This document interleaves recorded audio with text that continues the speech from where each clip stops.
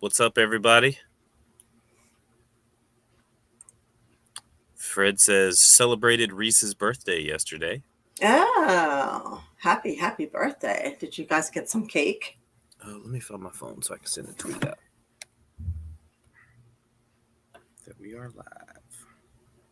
Hello, everybody. We're going to get started, and we have some interesting things to talk about, and I'm looking forward to seeing you guys. And we're going to talk about giving up your car, what's actually going on with the housing crisis, whether or not it's okay or not to interfere with wildlife.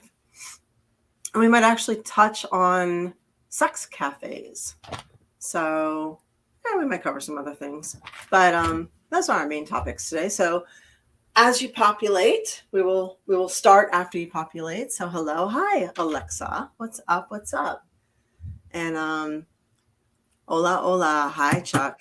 So April, I could fill you in on how my week's been since we last talked.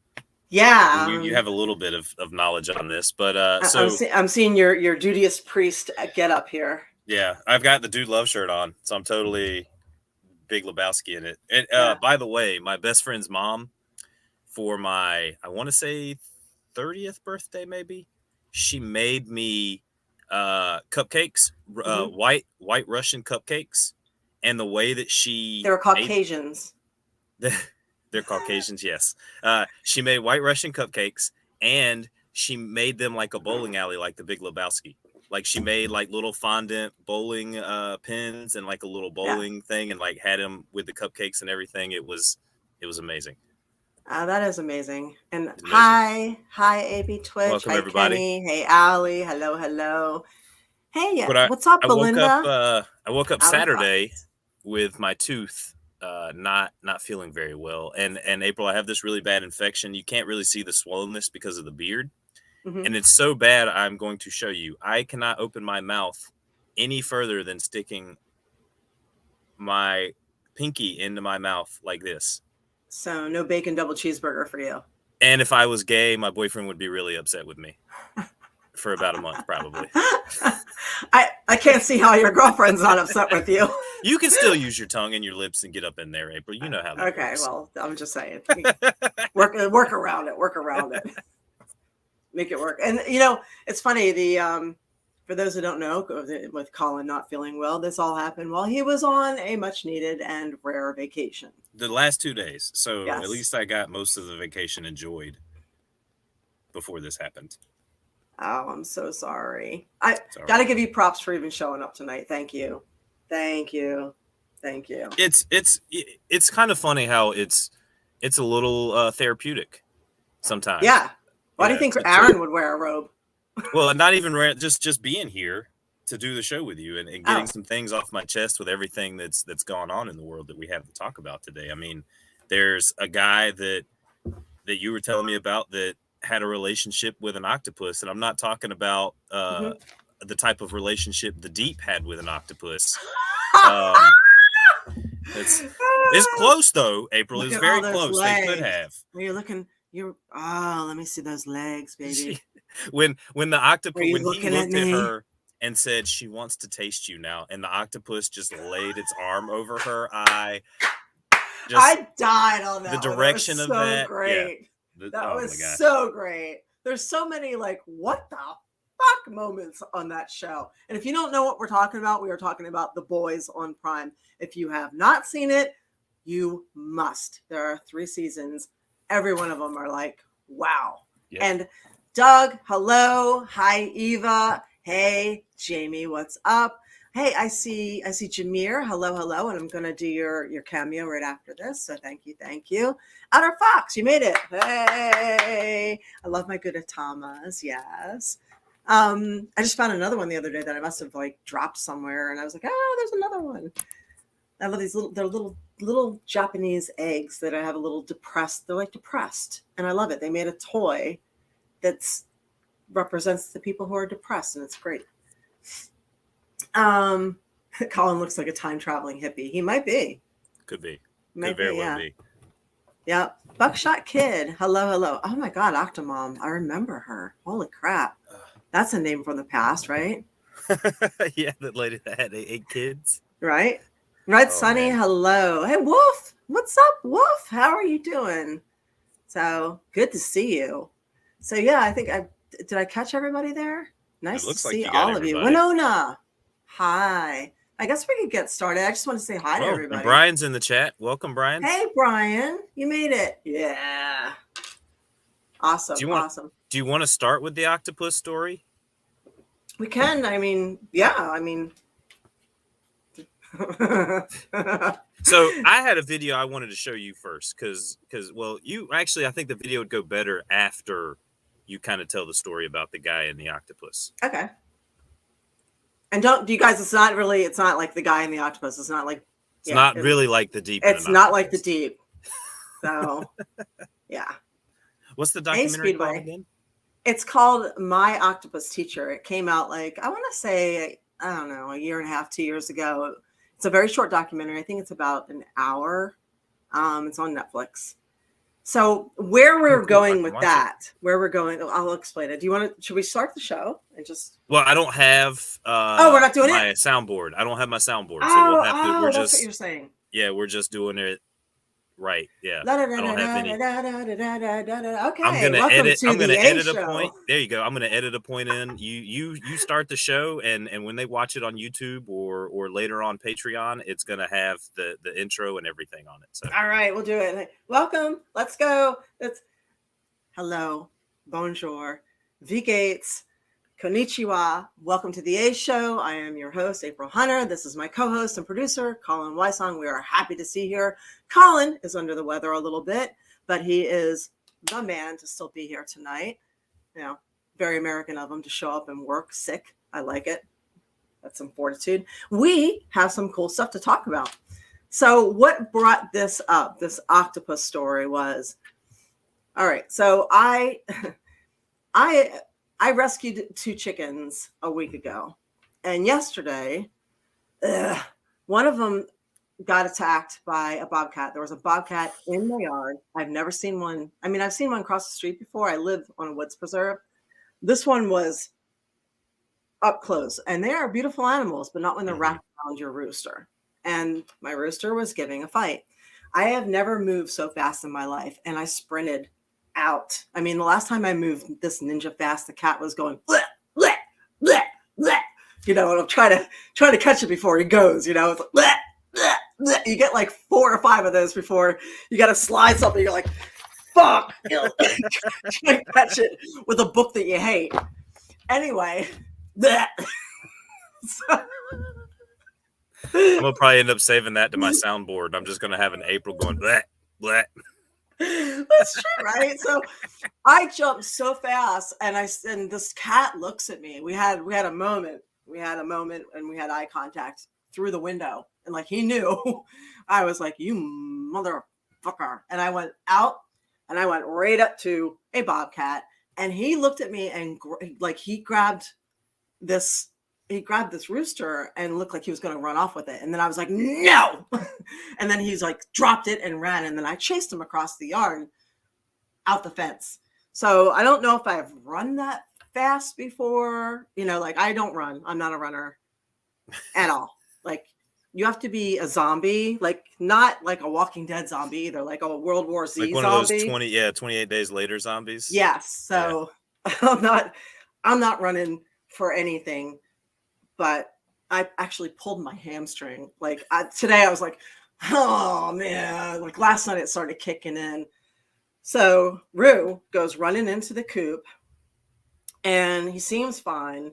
But then this morning he does not seem fine. Like, I don't know if I can't tell if he's in shock or if he has some kind of internal damage. You know, he says breathing seems not so great. So I've been fussing around him and focusing on him today. And so if I'm a little off, that's why I'm like in and out of the coop, you know, trying to give him attention, watching him. I don't know if he's going to survive. I hope he will. But that was terrifying. And I was telling my friend Eva about it, and she was saying how I was telling 2 of my friends about it, and they were giving me their own breaking up stories. And Eva was telling me how she has many times stopped a hawk from taking a bird. And, you know, she's a bird person. And she was saying how sometimes people will chastise her for it. Like, oh, that's nature. You shouldn't get involved. Yeah. You know, you're not supposed to do that. You know, what about if, you know, if they're messed up? And hey, Fred, what's up? What's up? And I thought to myself, I'm like, well, hang on a second. You're not supposed to interfere in nature, but aren't we nature? Humans are nature. Yeah. Maybe we're an invasive species, but we're no less nature than those shitty ass bufu toads that are out there that are annoying. I mean, they're still out there. They're nature too. So aren't we nature interfering with nature? So how many times has an animal stolen a kill from a hunter, or a hunter chased off an animal to take the kill? So what's the difference if you do that, or if you chase off a hawk that's killing a bird, or if you interfere with a, you know, a mountain lion trying to take a baby? Yeah. No, you're right. You're right. But I think people would see a baby being different than like a puppy or a dog, like, or a cat. Because, you know, in California, people's dogs and cats go missing all the time because of the mountain lions out there. Yeah. And I'm sure it happens in Florida too. Well, coyotes, yeah. And you got Eagles, gators and stuff down there, yeah, that can come up out of the water and grab things. So I see, like, I think it's harder for people to, I think people would compare like nature compared to like a domesticated dog, right? Because people see dogs and cats a little different, right? But I do think people would probably, if they saw a deer trapped somewhere, or you've seen them where they've seen elephants trapped, you know, in rivers and things like that, they've tried to go out there and rescue them.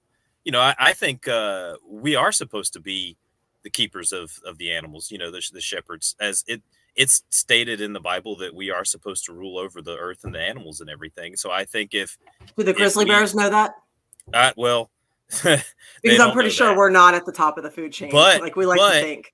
But we could, if you think about if back in those pioneer times, those colonial times, I mean, you killed a bear. Think about what you had for the winter time for your whole family. I mean, that's like that's a good eating. You got bear pelts. You got fat to run your lanterns. You know, so that right there is, again, you're procuring nature to use for, you know, things around the house, feeding your family, articles of clothing. So I do think that we can get involved in nature, because they get involved in us. You know, you'll see, as you'll talk about with the octopus, but there's dolphins that save humans from shark attacks. Yeah. And it could be that the dolphin's just attracted to that human and just really wanted to have sex with them, and they don't want the shark to eat the human. But I think that, you know, they still interact, and they still try to save us, and they still try to do things to us, but we still have to remember they are wild animals. You know, look at Steve Irwin and the manta ray. Look at Siegfried and Roy and their tigers. I mean, look how long those guys had worked with that tiger, and then it went after his neck. So I know. Well, Jim is asking where it came in. It came in exactly where you put up the extra height in the woods. So that's where it came in. And Belinda's saying, I don't remember that. She said, you've always had that protective mom sixth sense. Remember that time you saved me with the mom arm? I don't. What was that? I know that, like, some people, you know, have a fight, flight, or freeze. I know mine is always to fight. It just, like, it's not even a thing. Like, I just stupidly rush toward whatever. And I've been in those situations so many times where I just go and then deal with the damage later. Yeah. So no, I don't remember. I don't remember what that is. But feel free to elaborate and tell me. I've got a quick little clip here that I showed just to show you that as much as they are nature, they don't understand things that like we have. And like a mirror, you know, most animals don't get a mirror, right? So let me show you this clip that I saw the other day from a wild bear that saw its reflection.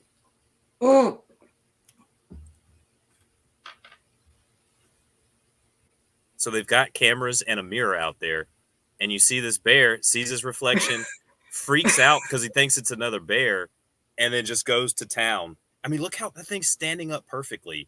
Yeah. Like, How do you think that some people that think that they see Bigfoots, they're probably just seeing bears walking around on their fucking hind legs out in the woods? No, you think it's Bigfoot? I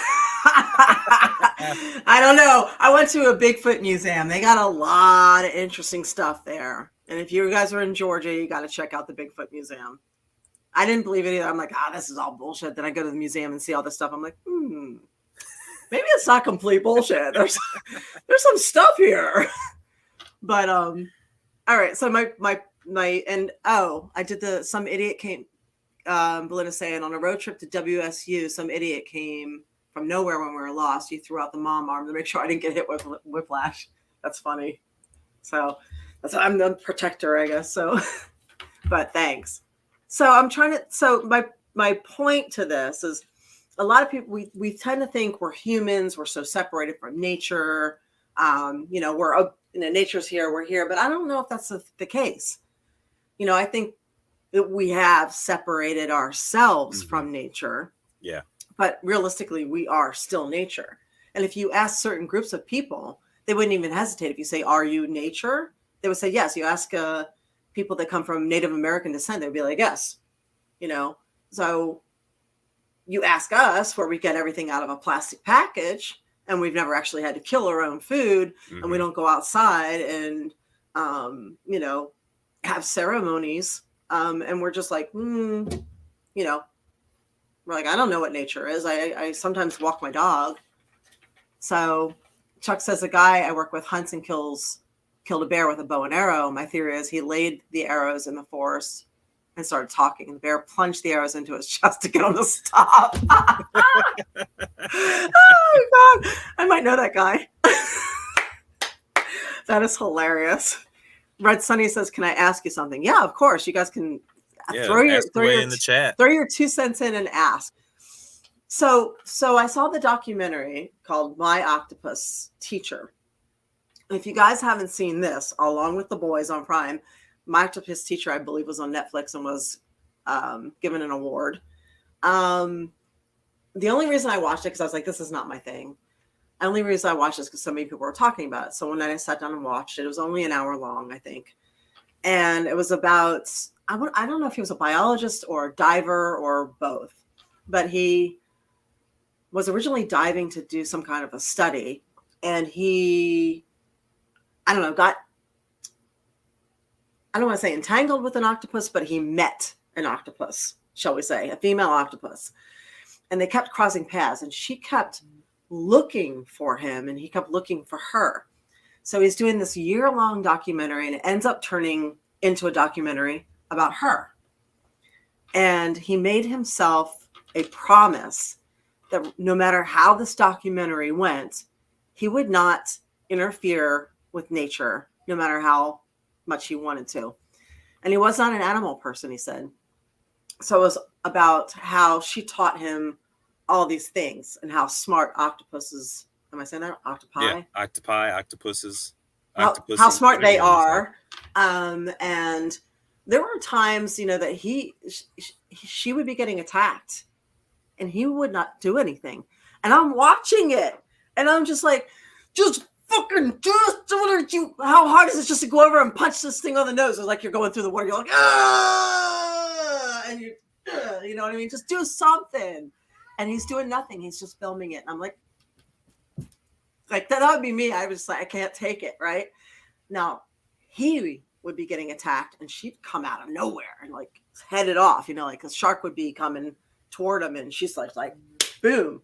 So it was interesting. So like, if you get a chance to watch this, watch it. And then of course he does the voiceover later explaining, he's like, this is why, he's like, it was really hard to watch. This is why I didn't get involved, but blah, blah, blah, blah, blah. So it was a very interesting documentary. It just reminded me when I was talking to my friend, because like I said, she was getting chastised for saving a bird that, a hawk had tried to take and kill, that I was like, well, I don't know, they're like, oh, maybe, after that, maybe the bird's got stressed, maybe it's damaged, maybe it's this, maybe it's that. You should have just let it happen. I'm like, well, maybe you just actually saved the life of a bird.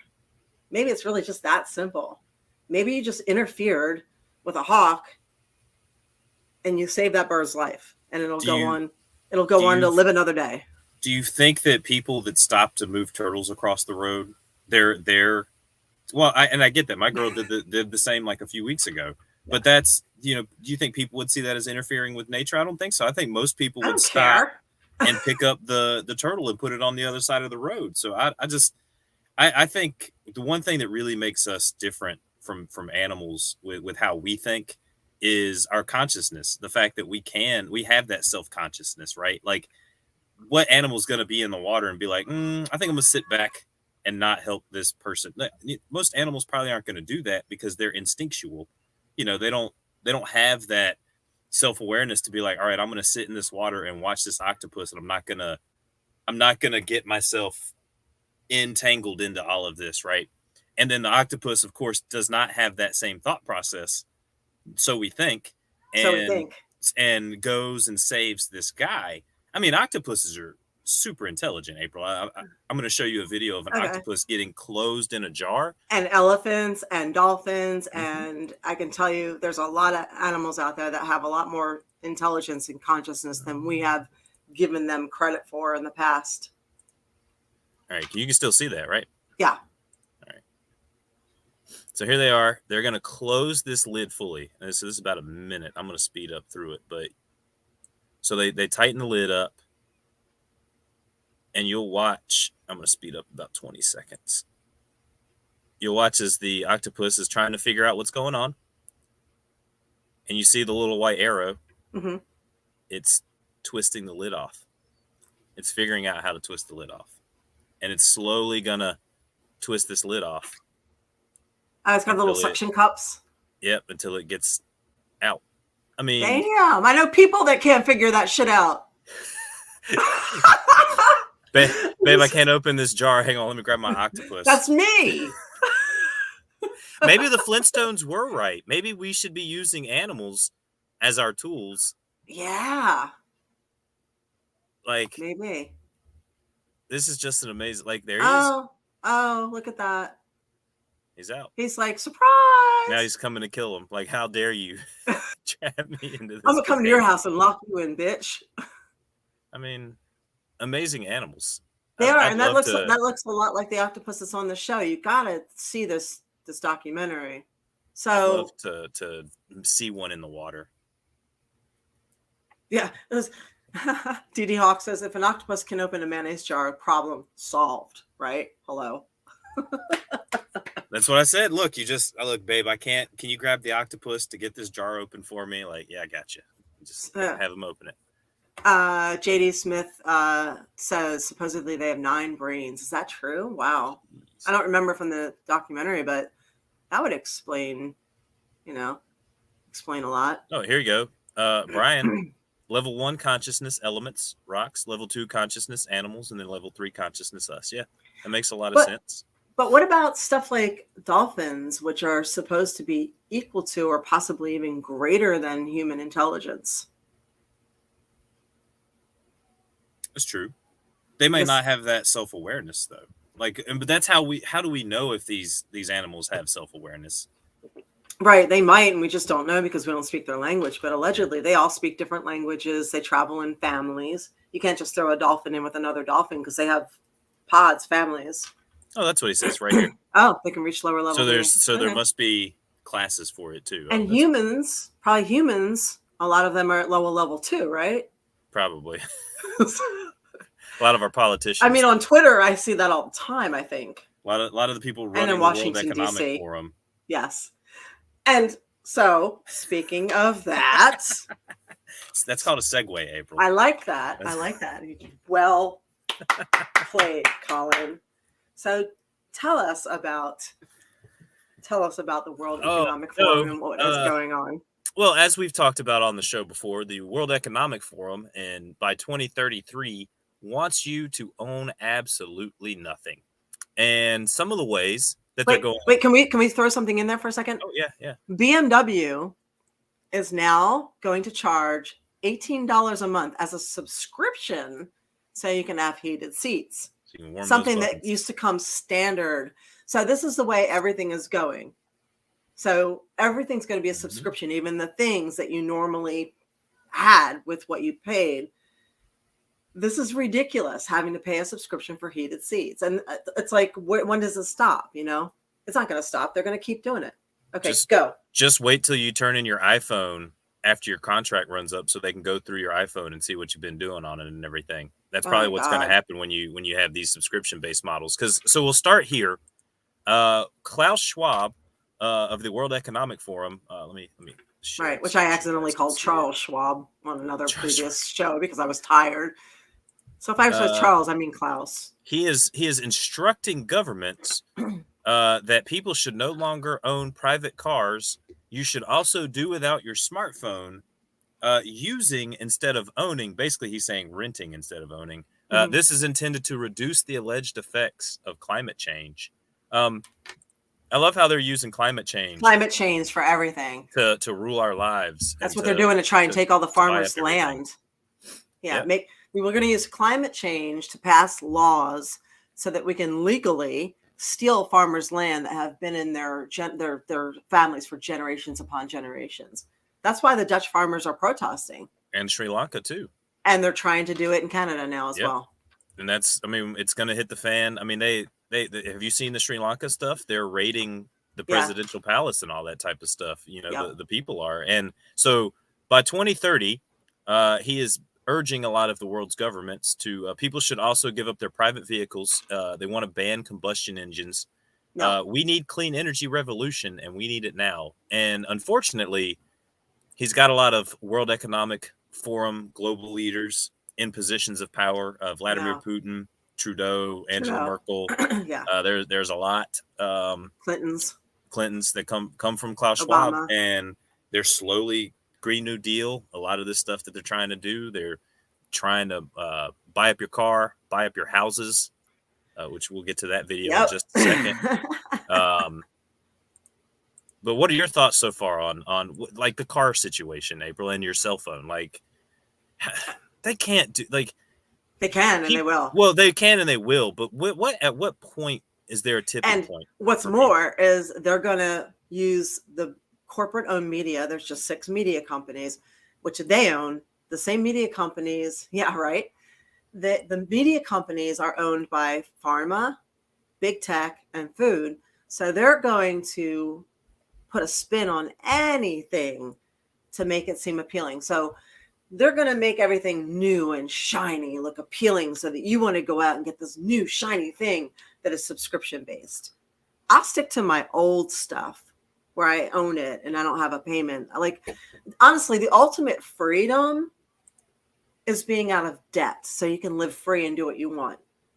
Living on very low debt or no debt is the way you want to be. Having payment after payment after payment, you're in debt and debt and debt and debt, so that you have to work no matter what. If you miss a payment, fully own it. Huh? No, you never fully own it. And then they can implement, and then they implement your social credit score. So miss those payments, they'll write reviews. So so you're talking about they want to go to like no driving Sunday. They want to start having us carpool. They want people to take the cars off the road and enforce bicycling and walking. Now, okay, that might work some places. And the idea behind it is a noble one in general. This is something that the Netherlands have been doing for ages. There are places where there are more bicycles than cars, and people walk. A lot of Europe, they walk. A lot of Paris is walking. These people don't go to the gym; they walk. They use the stairs. So, and this is like I said, this is a noble idea on the surface, but if you dig deeper, it is not. It's not. They're buying up all the properties. They're buying up everything. They're going to make you rent cars. Like you think Enterprise and Hertz, but no. My friend put me onto this new thing called Turo, and it's been out for a while now, but it's a lot more popular. And you can rent your car. Like I have a 2012 car that I could probably rent $60 a day, possibly maybe $30-$40 a day. But you can go on there and rent Benzes, Rolls Royces, Lotuses, like all kinds of cars. And as long as you're above a certain age and you it's have the Airbnb for cars. Yeah. And it's these rich people who are just letting you, or car dealerships that are just letting you rent their cars instead of selling them. And so as the car sits on the lot, they're still making money off the car sitting on the lot because they're letting you rent it. Yes. Allie says the WHO and the WEF are two of the worst organizations ever established. Amen. There's the legitimacy there. Just there's a documentary coming out called Uninformed Consent. Highly, highly recommend. I think we all need to watch it. It talks about how we were all duped into so much this year and not fully informed. And those two organizations, along with the CDC, were behind all of that. We have been lied to and bamboozled like crazy. And like I started to say, the media is owned by these corporations. They will fear us and steer us in any direction. And we need to know that because knowledge is power. Well, so I saw this today, and I don't know how much this is reverberated around the news, but apparently Chuck Grassley, a senior senator in the U.S. government, wrote a very scathing letter to the DOJ and the FBI about how they are colluding basically with the left, and that they censoriously, like that's the wrong word, but they went so hard after Trump over stuff that wasn't real. But yet they're actively suppressing the president's son on a laptop with underage hookers selling crack. In any other time in history, if Ronald Reagan's kids were found with crack back in the 80s during the dare to keep kids off drugs thing, it'd have been a scandal upon scandals, right? It would have been the biggest Obama's scandal. Kids. Yeah, or Obama's kids or anybody's kids. He was already black. He can't have crack in his fucking family. If that's not going to work out. And he's just talking about how the DOJ and the FBI need to be disbanded. Something needs to be happen to root out whatever's in there of these people that are turning a blind eye. And it's just so bad, April. Like our economy is probably about to go into a recession this week. We're about to get the numbers for our GDP growth, and it's probably going to come out really badly. Do you remember when I said last year on this podcast where people were like, "Oh, we're in a recession"? I'm like, "No, we're not." I said we're going to 2022 is when we're going to be in a recession. Well, if the government has its way, and especially like President Biden, because his approval ratings are already low enough, they're trying to actively change the definition of what a recession is. Well, they actively changed the definition of what is it called? They changed the definition of what natural and a female is. So. Yeah, and what a woman is exactly. What a woman is. So with that, they're just changing definitions to fit their narratives because they don't want to. Biden doesn't want to be seen as just this incredible fuck up president that he is, and they're like everybody. It's on board that they've changed this definition. When if you look it up, the definition, any economist will tell you 2 quarters of negative GDP growth is a recession. And we'll find out that, yes, we've been in a recession because you don't get your Q2 numbers until the end of July, but we're in a recession. You've been telling us the whole time that we're not in a recession, that you're lying to us. Like, I don't get, April, this is the thing that hurts me is how do they just continue to lie like this, get called out on it, and it's pretty blatant that and people still just eat it up. They're still going to try to vote them in. They're still going to follow everything that they do. Because there's a divide and conquer agenda with the 2-party system. And you have to not be a Democrat or a Republican. You have to be a moderate and not play into this 2-party thing. Because they're just playing us against each other, and it's stupid. There's a lawsuit going on that actually is getting some traction against the government and social media for censorship. So apparently, social media has been taking government money to censor and to pull articles and to, if that's the case, they're breaking the First Amendment. Big time. So they are now being sued, and it looks like there is a valid case there. So hopefully it actually something happens with that because it needs to. Yep.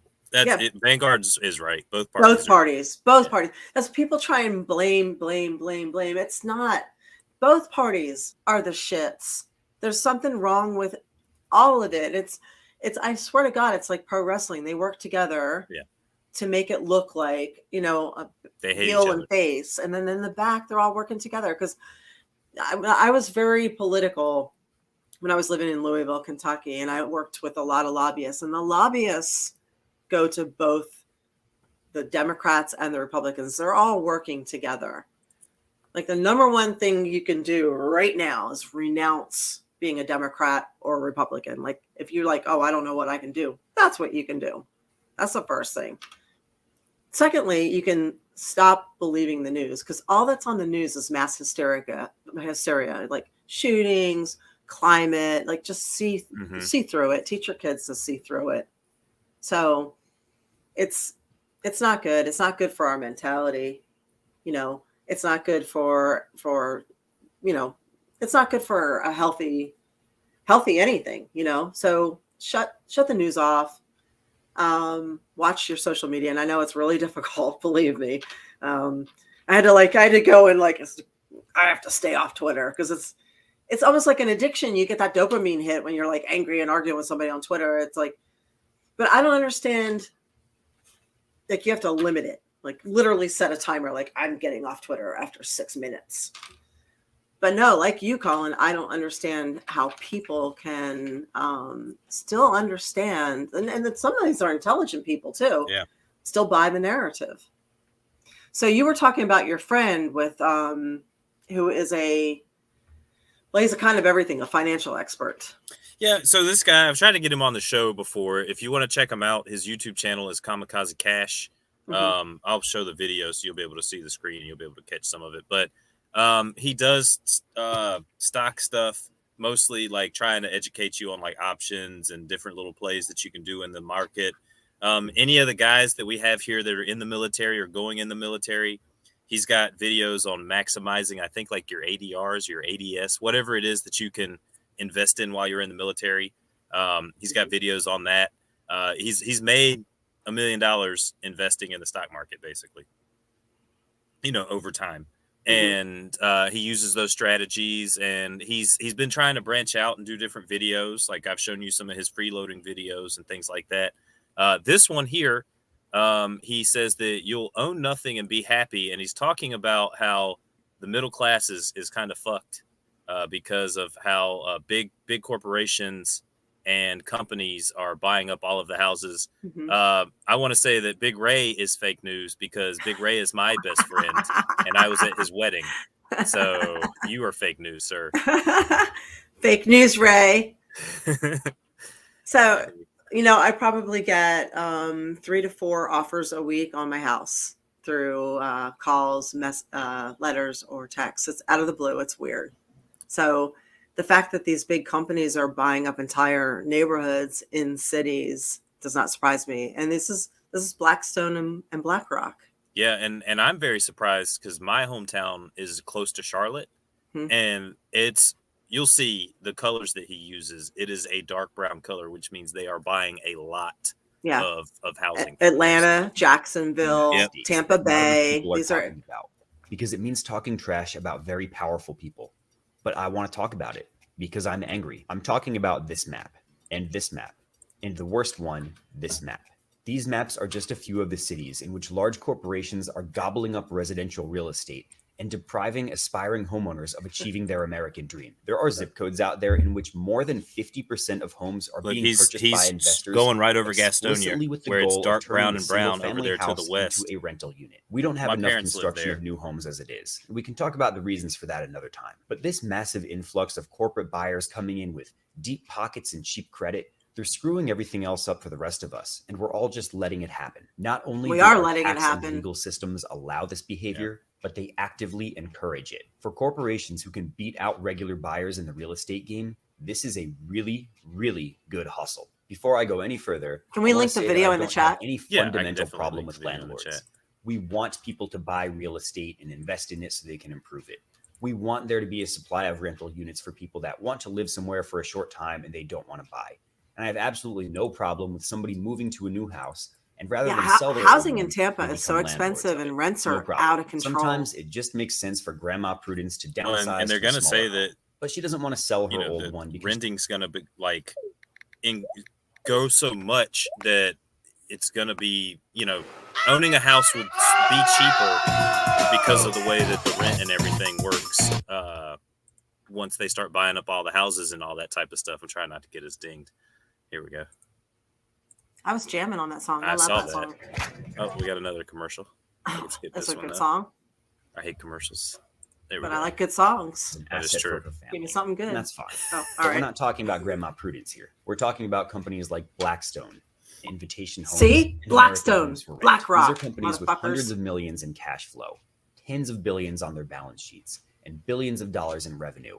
And the knowledge that if they continue to buy up residential real estate and keep it out of the hands of younger people, then there will be an entire generation that has to keep renting from them. And all of that money is coming straight out of the lower and middle classes' pockets and going straight into their pockets. These real estate leeches know that the best targets for them are growing cities and their suburbs.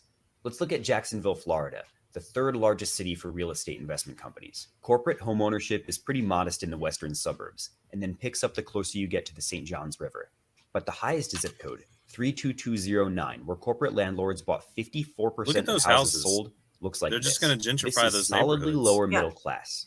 I don't want to make too many judgments. So I'm going to stop it right here. Probably but let's talk about this. So you see what that neighborhood looks like. They're buying all like crappy neighborhoods. Yeah, and you know what they're going to do? They're either going to be slumlords. They're going to tear all these down, or they're going to rent all these houses out. And if they do tear them all down, they're going to put up apartment buildings. I watched the video. They're freaking slumlords, and they don't even answer their tenants' requests for basic stuff to be done.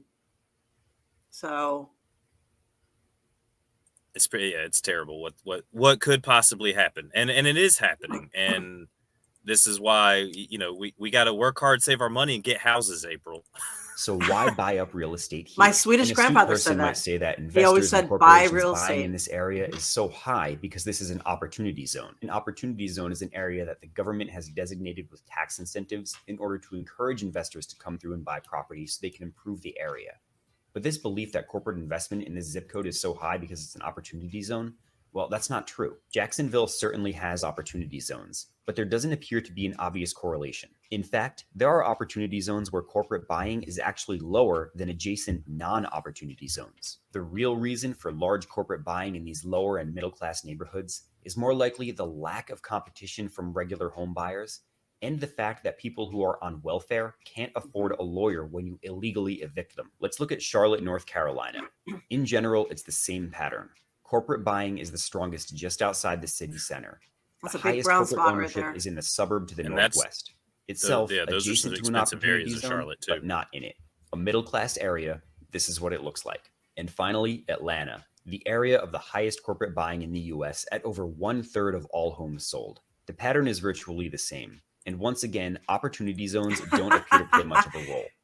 The highest corporate buying near the Red Ann neighborhood is marked with a blue flag. And you can see it's not an opportunity zone. The area looks like this. Should have them narrate some horror movies for us. Middle-class homes. These professional leeches can swoop into these neighborhoods, make all-cash offers above asking with which regular home buyers cannot compete. Yeah, they're offering $70,000 above asking price. With virtually no risk. Because if they need more money for repairs, up to $100,000, they can dip into their multi-billion-dollar lines of credit and write off all the expenses. And if you think this corporate trend ended this year with rising interest rates, think again. Right, Warren Regular Demon? home buyers are getting mortgages at about 5% interest, which stifles demand. But corporate borrowers can get rates at about half of that with their lines of credit, or borrow very close to the Fed rate at about 1/3 of the average mortgage for a regular borrower. In essence, as the real estate market gets tighter for regular home buyers with interest rates rising, corporate buyers are in an even better position comparatively. Although there has been some decrease in corporate buying, there are only two areas in which the proportion versus regular home buyers. Foreign companies own a lot of the United States. This is Steven Schwartzman, CEO of Abu Blackstone. Dhabi owns a lot of Dallas New York. Tanner, China is wildly invested in the United States. Mm-hmm. A lot of Americans don't know how many other countries actually own this country. We don't have laws preventing that. So if you were to try to buy land in, I think, Mexico or Jamaica, you can't because they have laws preventing that, I do believe. But anybody can buy our land. And excuse me, like I said, Abu Dhabi owns a whole lot of New York. And that this guy here is like heel number one, right? That we're looking at. Him and the other guy, basically any of these guys that he talks about, that he shows these pictures of. I'll kind of go back. This guy and smug white guy, and the other guy. Oh yeah, it's always some smug white guy, and they're usually like German or Austrian too. Like it's so weird how they come from that area. We will fuck you in the ass, and you will like it and ask for more. Jawohl. Sorry, it just came out.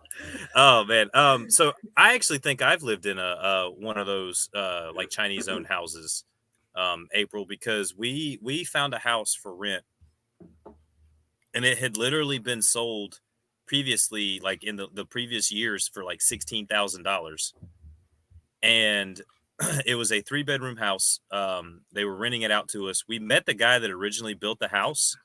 And Billy Ray 3K in the house. I see Billy Ray. And he originally built the house, so he came by and helped do some things, but he had sold the house. Mm-hmm. And I don't think he knows who he sold the house to, but we would always get weird, like, mail with Chinese people's names on it. And we would assume that it was like the landlord's mail, because I'm sure you have to like have a housing address, or, you know, they if they're owning it through LLCs, they probably use the house as the business address or whatever. So we just assumed that we lived in one of these houses because we never met the landlord. It was done through a property management firm. And then, of course, the weird mail from like the Asian mail, and like white people lived in the house before us. So it was kind of like, where's this Asian mail coming from? So we assumed that we probably lived in a house that, you know, was owned by somebody overseas.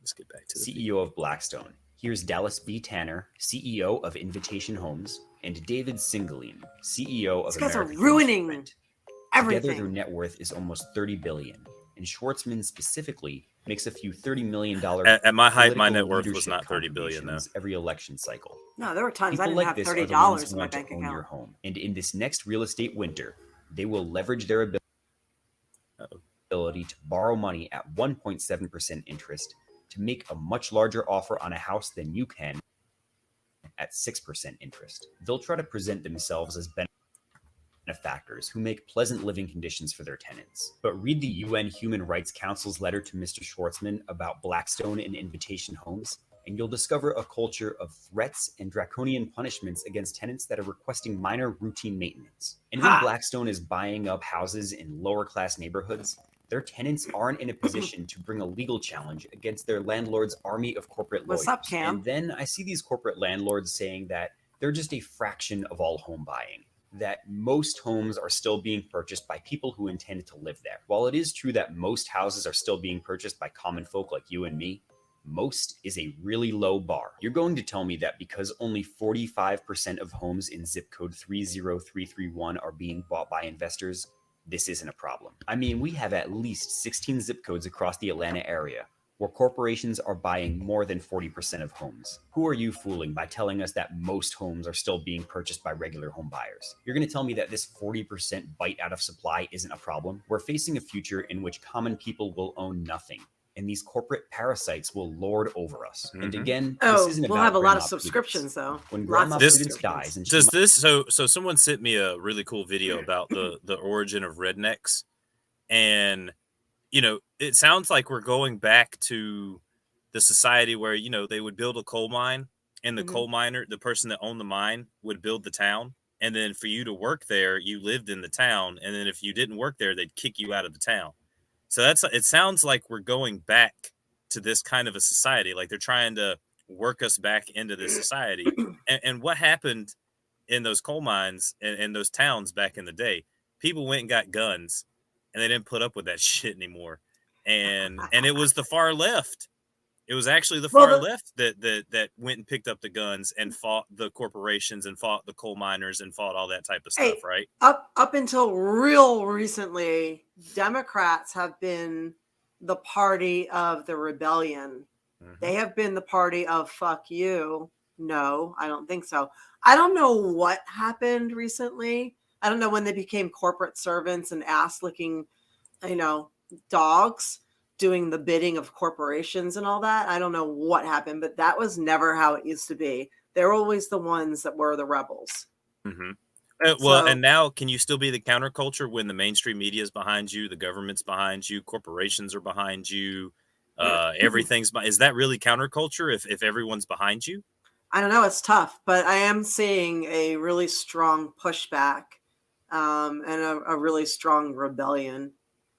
And they've got us brainwashed that it won't happen here until they really push us to that point. But we'll watch it happen all over the world. It's happening all over the world. Yeah, in Sri Lanka, in the Netherlands, and in Canada. Because the truckers was only the tip of the iceberg. If they start going after the farmers, they're probably making a big deal out of January 6th, and that's why they held everybody, without any kind of trial or whatever. They're probably doing that to try and avoid this, to make it, like this is what happened. Don't try and think it's going to not happen again if you try it. But I don't know if there's some people that you get to that point where you're like, and this is what happens if they keep fucking with you and you don't have anything to lose.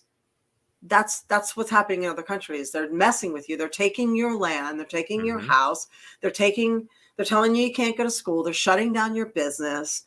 Now they want to take your car. You don't have anything to lose. You have nothing to do. There's nothing else left, but you pick up a weapon and fight. Because they're going to come for those. After they've taken your house, they've taken your car. They're going to take your kids at some point in time. They're already doing that now. They're already trying to do indoctrination. I mean, and I get it. Like, I get that people want health care and child care for these kids with the abortion and stuff like that. Because, like, my son, he's about to go into daycare, and it's going to be $500, $600, $700 a week. That's ridiculous. It's cheaper to have one person stay home and take care of the kid. And we're a one earner income family, and she's trying to go get her dental hygienist stuff done in schooling so we can better our family, and we can't even do that without driving ourselves into being broke or poverty. Why do you think I never had kids? That shit's expensive. It is expensive. It's expensive. Hey, I'm sure your fur babies are very expensive as well. They are, but they're not like human nature kids expensive. But yeah, you'd have been a great mom. I think most women that are great with animals, or you'd have been a great mom. I would have been a great mom. You know what? My ex-husband used to say I would not be a great mom, and that actually really hurt me. Like, and he actually, you didn't even say it to me. I read it on a Facebook message to another girl he was hitting on. Oh my God. That's how I found out. I'm like, oh my God, why are you telling her this? What's going on? Yeah. So, as a matter of fact, that segues into something else real quick.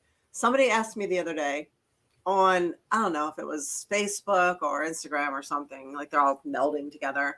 They're like, why didn't you ever get remarried? And I just automatically, I'm like, oh, because I didn't want to. And then I thought about it later and I was like, actually, that's not true. Exactly. That's not why. Why? It's because I never met anybody that was my equal.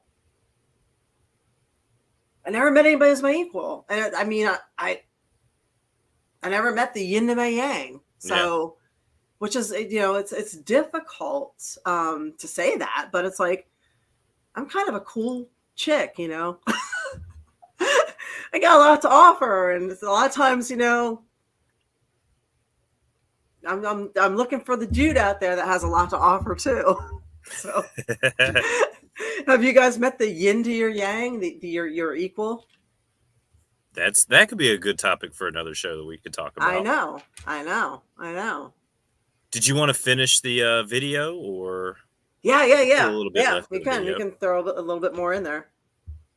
Might die soon. Then her heirs are going to inherit the house and they'll probably sell it.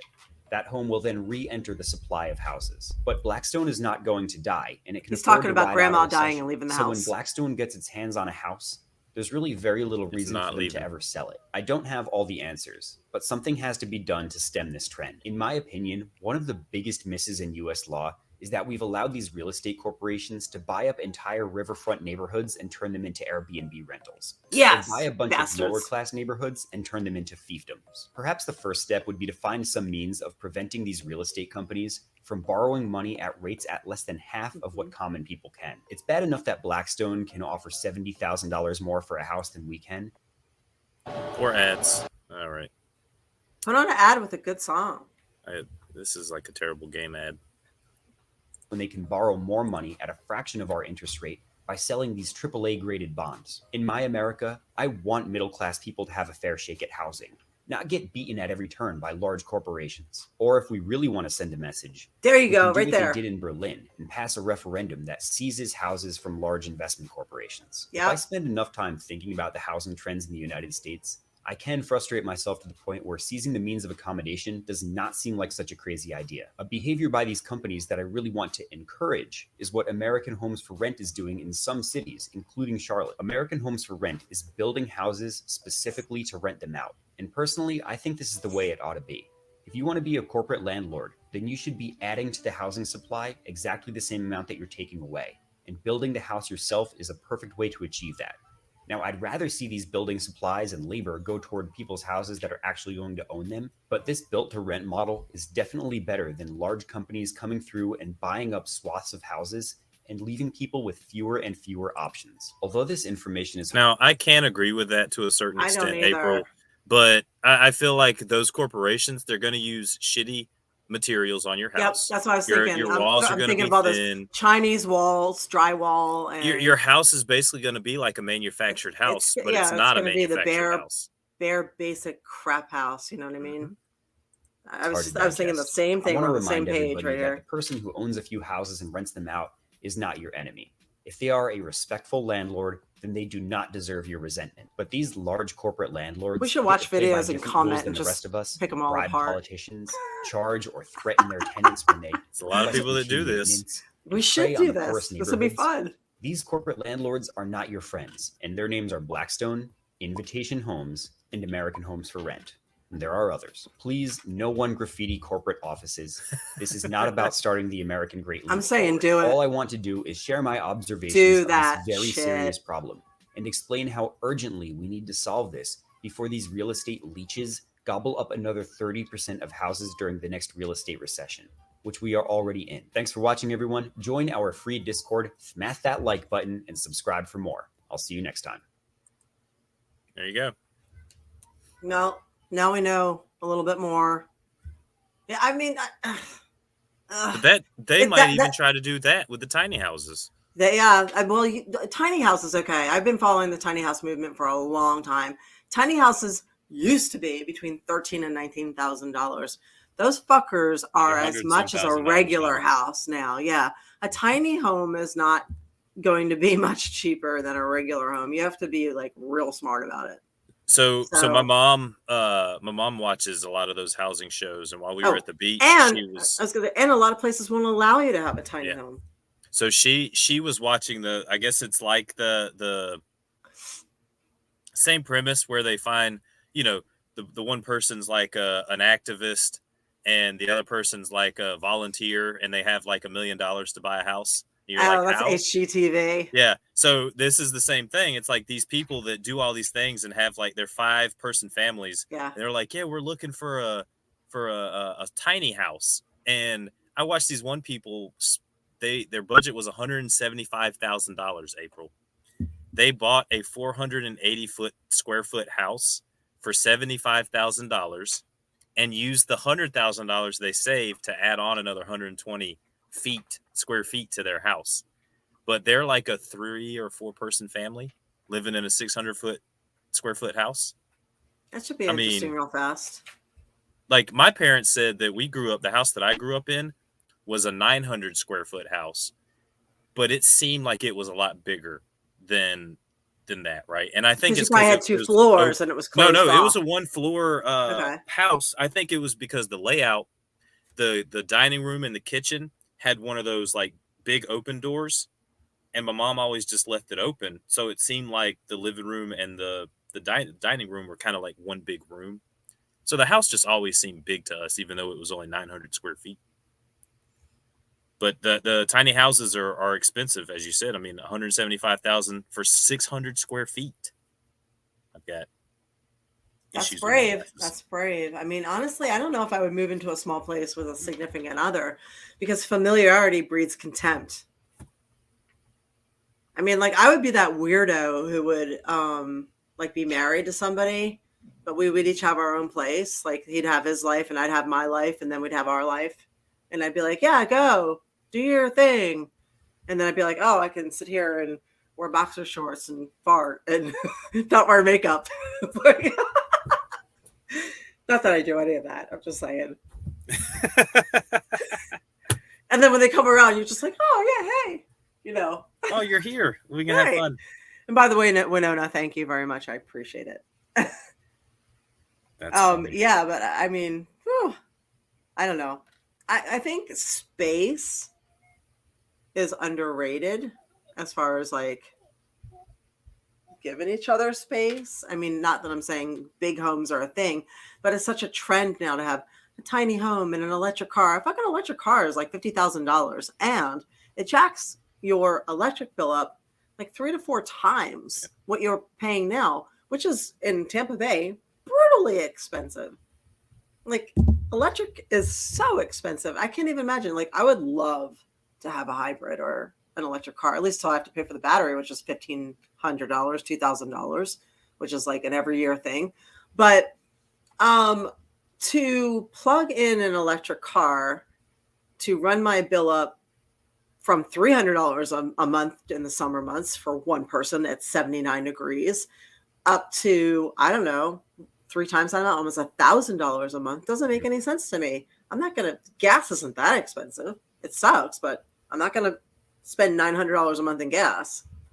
The thing I heard was if you get the charger for your house, like the car charger, it adds like having 12 refrigerators or 24 refrigerators, something like that. I think it's 12, but it's like adding, it's like if you plugged up 12 refrigerators in your house and just had 12 fridges running all day. Yeah, that's crazy to me. And like when I'm driving, I don't drive that much because I work from home. So when I drive, I use the gas that I need. But if I have an electric car, I have to keep it plugged in whether I'm using it or not. So for when I do use it. So this just doesn't work out. What's that, Cam? Cam said, how you going to storm out? Like, screw you, soon as my car charges in 2 hours, I'm out of here. Right? Right? Right? It's like trying to slam the phone down. I can't tell you. I don't know if any of you have had the satisfaction of slamming a phone handle down, or if you guys are too young for that. But that shit was awesome because you're just like, yeah, and then you pick it up again. You're like, yeah, and it's like you're over it. You're good because you're like, what a dick, and then you're fine. But you don't have that anymore, and it's just not the same to go. It's just not. There's no anger management in this. There was a movement, though, because I remember this fondly. In like 2010, 2011, there were the peripherals for your phone that people were plugging up so they could have a handset, like the old school, like, and people were literally buying these things and plugging them up to their phone so they could talk on their cell phone, but like they're holding a like your normal handset. So you could actually like you got to put your finger on probably the end button, but you could like slam the thing down while you press the end button. So, and Eva says, plus to make an electric car battery is so bad on the environment and disposal is not happening. And she would know. She's in the auto parts business. So, yep. I mean, that's a lot of things of what we're not talking about. Like the battery only holds the charge. Where's the energy coming from? That's still fossil fuels, isn't it? That's how it's getting there. Yeah. To some degree. So, I mean, like I said, I would love to have a hybrid where I could like save gas and do the whole thing, but not until everything comes down in price. Like my neighbor has solar panels. I mean, live in Florida, solar panels. It's a no-brainer, right? Except that it is. Because your bill is still at least $200 a month. That was before the hike. That's every month. anyway, and they don't let you go off grid here. So they cut your power if the electric goes out. And they say it's to make sure that somebody working on the lines doesn't get zapped. But so you can't run a generator or anything like that, or have the solar panels power your house, even when they won't let you go off grid like that? No, going off grid is illegal here. So it's crazy. Like they have a buyback program. If you have if you have a lot of energy, they buy it back for like, I don't know, pennies on the dollar. Yeah. My neighbor said they still pay, $200 a month. And it's like, well, where's the savings there? And well, so there's government subsidies and which, with what we talked about with the World Economic Forum, we may not be able to benefit from this, but the aunt whose beach house I'm at right now, with my palatial background, they just moved into a new house recently, and the house that they bought had solar panels on it. So they're already paid for. They were already, because a lot of times it's expensive, and the maintenance and all that type of stuff. That's what he said. He said in 20 years it'll start working out. The house, they I think she said they only spend like $50 to $70 on their electric bill every month. Really? And they live in a nicer neighborhood in Charlotte, and it's crazy that you buying it secondhand is actually better for you than actually financing it and doing it all yourself. But I see commercials all the time for, do you live in North Carolina and you want solar panels? There's ways to get solar panels free and all that. And I'm like, what's the maintenance cost? I'll have to go up on my roof at least 3 or 4 times a year to go clean these things off or do something with them. At least, there's a lot of maintenance. And if you don't do it yourself, you're paying that money out to have somebody come out and do it. Yep. So, I mean, I think it's great, but it can't be the only thing. Yeah. Like the wind power, solar power, it can't be. We have to have natural gas. We have to have coal. We have to have gasoline in some ways. And it's funny how they're taking the gas and the natural gas and things like that away from us, but there's still diesel in the trucks, diesel for the airplanes. They still need petrol and oil to make plastics. Yep. So, and that's probably what it is, April, is they don't want to admit that we're producing so much plastic that the gas isn't what's actually killing it and us having combustion engines. It's the fact that everything that we have nowadays is plastic. Everything you do. Your car is plastic. Your computer's plastic. Everything is plastic. Yeah. Yeah. Well. It's just so much. I know it is. And so Sportsmaster, hello. And somebody brought up, you would know more about this. Wolf says Vince retires, and it's quotes. Well, switching subjects for a second. What do he you? Was pushed out because of the sexual allegation stuff, like the NDAs, which I think he paid with his own money. Mm-hmm. So that shouldn't be an issue, right? Like if he paid with it with his own money, that shouldn't be an issue, right? But he's stepping down. 14.6 million is what they said he supposedly paid in NDAs, and 14.6 million. Yep, and they say it was all his money, and he still owns 51% of the company. So he still owns a controlling interest, but the board was able to vote him out and install Stephanie and bring in Triple H back as head of creative and head of, I think he's head of talent relations now too, mm-hmm. which a lot of people don't notice this. Steph and Trips aren't wearing their rings anymore. So there's a lot of rumors about them not being together anymore either. If you pay attention to a lot of pictures, Steph and the Game don't have their wedding rings on when they're pictured together. But that's kind of what's going on. But who knows? Vince could come back, but I don't think they will. I think this is the direction that the company needs to go. So, somebody said if Steph's available, so am I. Yeah, I think she'll have a long line. Yeah, I think she'll do great. Yeah, and someone else said, and hi, Chowny Man, hello. Someone else said on the former topic for a second, solar panels are a 50-50 buy for me. Too much maintenance and not enough track record. We have to get back to being sustainable, but there has to be some newer technology on the horizon. Mm-hmm. Yeah, and then Vanguard says solar panels lose efficiency the hotter it gets too. Ha. And and on the current topic, Johnny Ace got fired too. Well, okay, so and Bruce Pritchard, I think, got demoted, and they say that Kevin Dunn is rumored to leave after WrestleMania. So it could be one of those things where he's going to train whoever's going to take over production, and then he's no longer. I mean, April, you've known, you were so close to being in the WWE. You've known so many people that have been in the E. You know how pivotal Kevin Dunn and his family have been to the production and all that type of stuff with the WWE. And now we got no Vince, no Kevin Dunn, no Johnny Ace, no Bruce Pritchard. Like, it's the shakeup. I'm excited to see what's happening. With didn't Tom Pritchard go to NWA? I think he did. Yeah, Tom's with NWA. Okay. But I watched Raw Monday night, and really the only thing that I noticed that was different is that they opened with a brawl. Like, literally, the show opens and The Miz and Logan Paul are in the ring fighting, and then they've been fighting. So, for them to just kind of start the show that hot, when they normally, Vince would have somebody come out and do a 15-minute promo, usually 15, 20-minute promo to start the show. It's kind of refreshing. So Kevin Nash said something that was a little controversial on his podcast. I believe he said that the locker room, the WWE locker room, doesn't look like anyone has ever thrown a punch, I believe. I might be misquoting that, but I think that's what he said. And I think people took that the wrong way. He said it looks like an Abercrombie and Fitch advertisement in there. And I think what he was saying, if I'm going to translate this, is he wasn't saying the workers can't throw a work punch. I think he was saying that it looks like nobody there is, an actual badass in real life. Like, they don't actually know how to fight. And,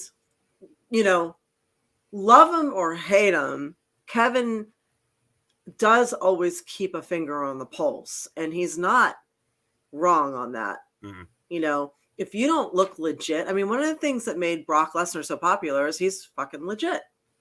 CM Punk, before he even went into MMA, he looked like a little bit off. You know what I mean? It looked like you just didn't know if something was gonna happen there. So when people look like they can fight, it lends legitimacy to their character. Bobby Lashley, Matt Riddle, all MMA fighters. Matt Riddle was also in the UFC. Yep. Ronda Rousey. Yep. And we saw that. The reason I think that video was making the rounds with Batman. What's his name? Help me out here. Christian Bale? No, Brian Idol. Brian Idol? Oh, yeah. It's because it was real. He tackled somebody and knocked him down. Like, that was a legit fight. And it was like, okay, this guy's legit. So, and then I saw smart ass comments from people that have never gone anywhere or done anything. And they're like, well, what does Nash know? He can't cross the ring without tearing a quad. And to that, I will say, at least he's been in a ring to cross it. That's true. And he was in one of the biggest moments in wrestling history. And before that, he was a basketball player. People don't remember that, but he played for Louisville. So he's had a hell of a careers. So picking on somebody about having an injury. That's right. Look, he was Super Shredder in the Teenage Mutant Ninja Turtles, the second movie. Yeah. So people want to, pick on him about whatever. Like I said, love him or not, he's always called it like it is. And, dude's followed his path and he's done things. And anyone can sit there and be an armchair critic who's never gone anywhere or done anything, wants to talk shit about tearing a quad. But the guy has worked his way into tearing that quad. He's actually done things to where the quad will tear. So I think I watch a lot of UFC, and there's a lot of people that fight at 155 and 170. And that's because that's the average height. That's the weight class of everyone. Based like the average height and weight of men and women, or men across the board. Mm-hmm. most wrestling megastars, I tweeted this out. I was subtweeting someone who recently got very angry at AEW because he lost his Ring of Honor title. This man is not a very tall man. His girlfriend is taller than him, or his wife is taller than him. And, most of the megastars in wrestling, April, are over 6 feet tall. Mm-hmm. Andre, Hogan, Flair, Sting, Kevin Nash, Scott Hall. Most of them are over 6'2". You've got Daniel Bryan as the lone exception. I don't know how tall Shawn Michaels is, but I think he's over 6 feet tall. No, he's my height. He's under 6 feet. He's a little bit taller than I am. But another guy that was under 6 feet that crossed over, and Rey Mysterio. But what's different about those three that we just named compared to those bigger athletes that you saw? They had that character, they had that charisma. Yep. And they could wrestle. And all this person talks about is how, he's playing the victim role, and if you don't know who I'm talking about Jonathan Gresham. I don't know who that is. He's married to Jordan Grace. He's like 5'3", 5'4". He's a great technical wrestler. Do I know Jordan Grace? I think you might. Sounds familiar. But we've talked about her before on the show, April, because she's is she the one that says too much? Yes, she's the one that talked about Scott Hall or Chris Benoit. Okay, all right. She put her foot in her mouth, right? Wait, so they're this a whiny couple?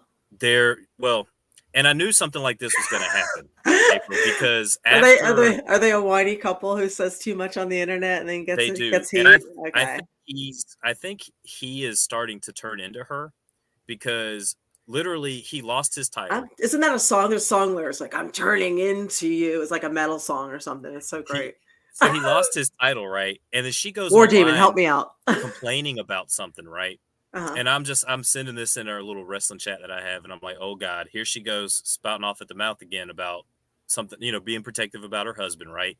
And then the next day, you hear these reports that supposedly Jonathan went and cussed out Tony Khan right before his match with Claudio, and was like unprofessional about I guess Tony doesn't really communicate well with people and all that other stuff, right?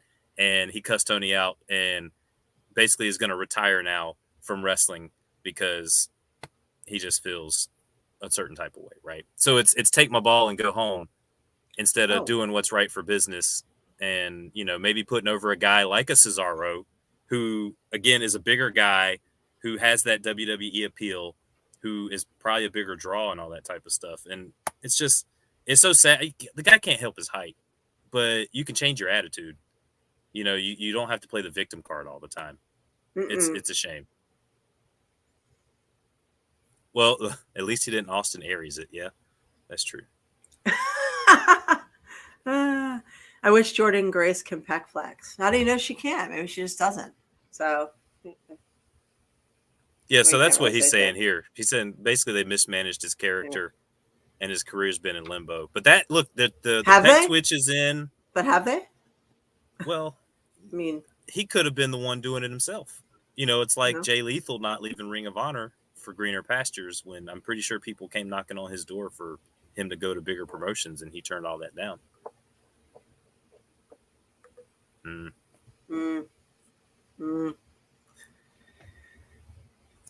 can never tell what's anyway. So, let's see. Someone said I think all of ROH talent's a little uptight right now. Yeah. So, and Fred says we'll see now that Vinny is out. And see, and Wolf would know. Jay Lethal did turn down a shot in NXT or a shot on a shot at WWE and stuff like that. So, oh well. And Red Sunny is saying, do that one more time. Well, you're welcome to throw. What are they? Throw bits, right? Throw bits, and you get flexes. We also do the pec twitch towards the end of the show. Yes, which we should be almost there now, because we talked about it last time. We did not talk about the sex cafes, but that one could be for the next one. So that's a very controversial topic. But if you guys are going to be on the next one, we'll touch on that. Especially if you have watched Westworld and you understand the concept of an adult play area with that type of situation, this is where a sex cafe comes in. So we will discuss.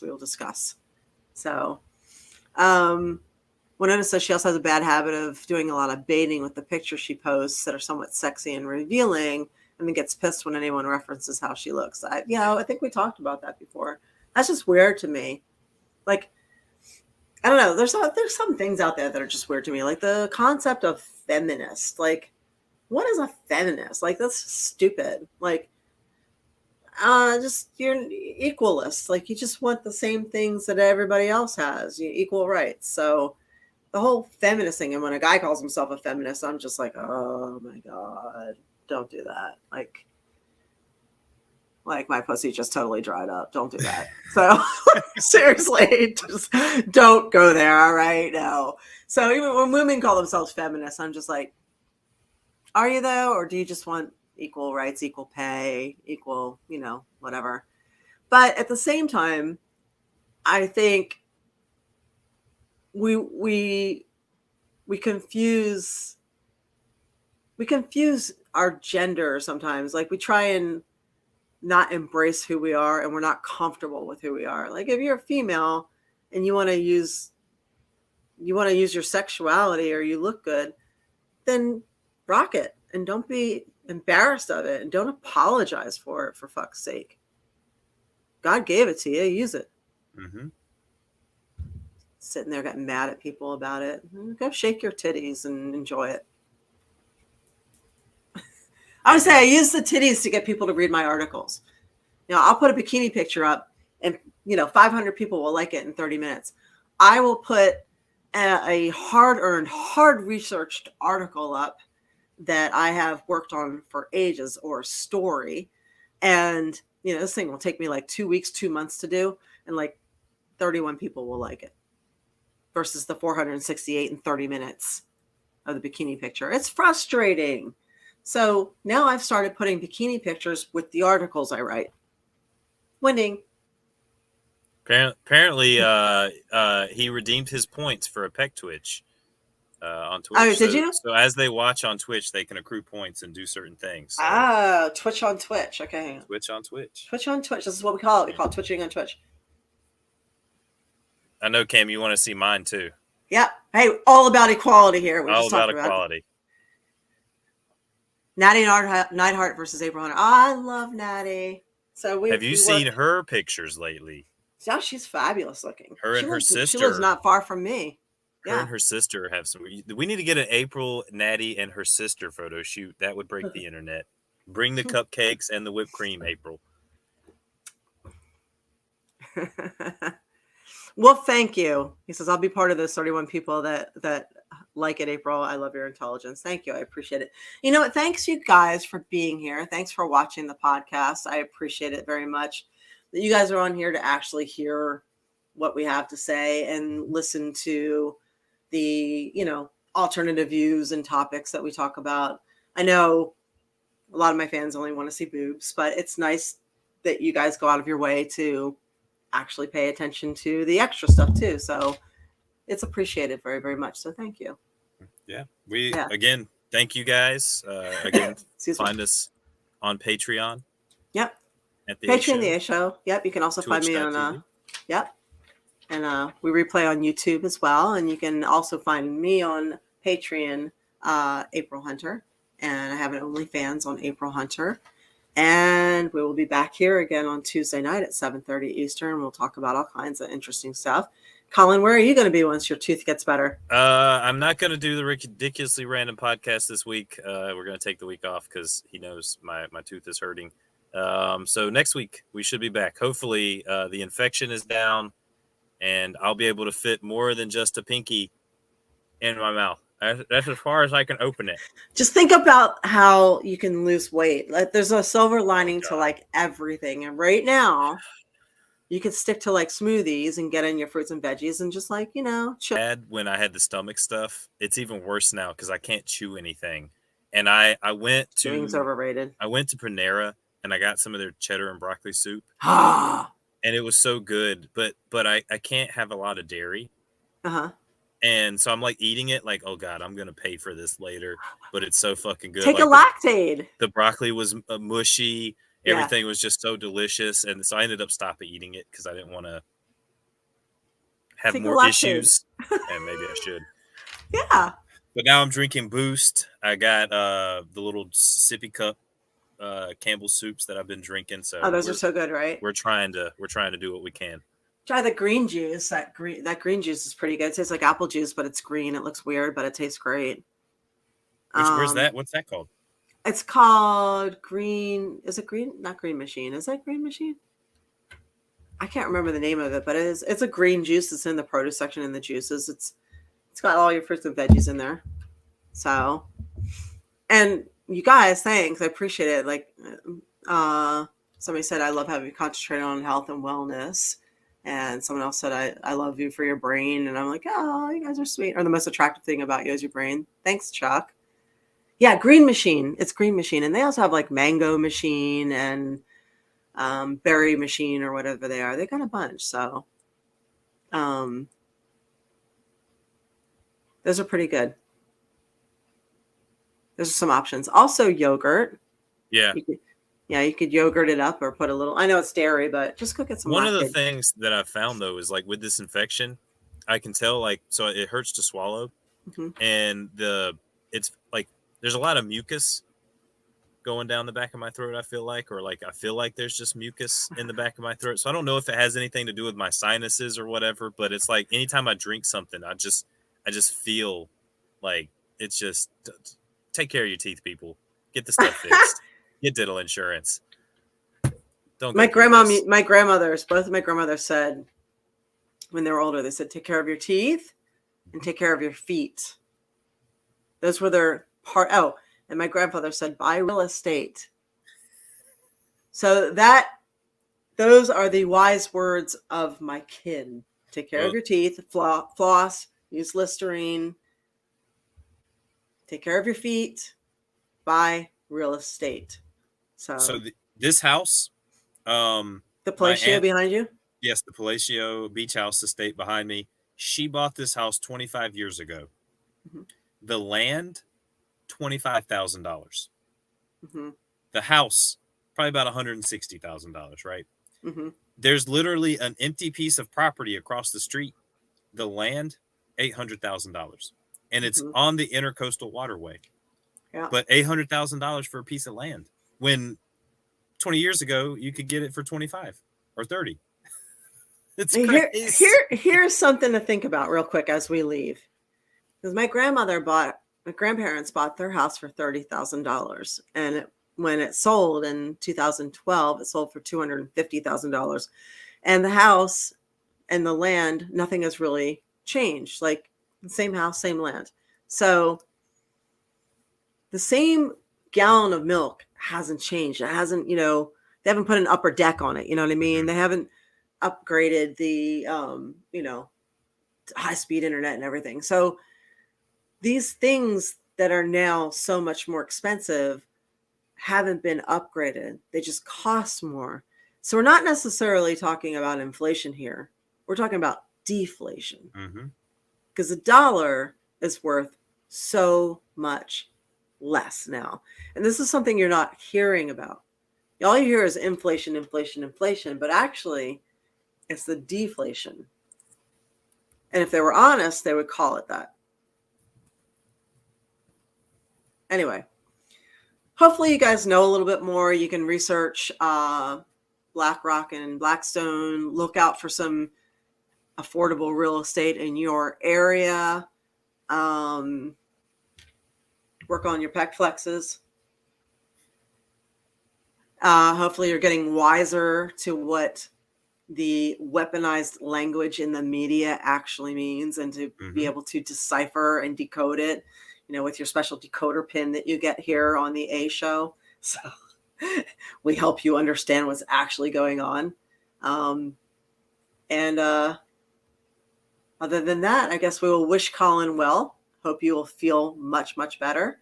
And we'll pec flex on out of here. Oh my God. You know what I thought, April, when you said, just thinking about this just now? We should watch videos of wrestlers pec flexing and you telling, like, you doing it better and being like, you grading the different wrestlers that are out there. Who wore it better? And then you can just be like, I can do it better. So like when Adam Cole tries to pec flex and he just doesn't really have pecs, and then you're just over there like, boom. Let's do that. Let's do that on the next show. Let's bring some pec flexing on, and we'll be like, you know, I'll just wear a tank top or something so we can be like, oh, I can do that. I'm not totally impressed. We'll talk about the sex cafes and we'll pec flex.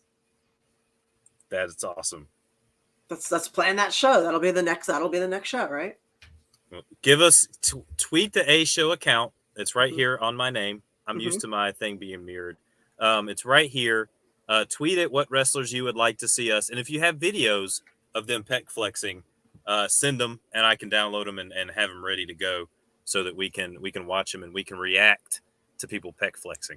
Yes, and also if you're on my Twitter, which is April Hunter, and you see the fundraiser for Eva, it's a medical fundraiser. If you can share that, if you can donate, awesome. If you can't, just share it. It's a good friend of mine. She's been on the show before. We all know and love her. She is very helpful to everybody. And now it's her turn. She needs help. She's going through a pre-cancer situation where she has to have all her lady parts removed. And that is going to happen. The first part of that, the total hysterectomy, is happening on August 8th. So, and there's a lot of gap there between what her insurance covers and what she's stuck paying. So we're all pitching in to try and help. So if you guys can help at all, or if you can share it, that would be awesome. And to those of you who have, thank you.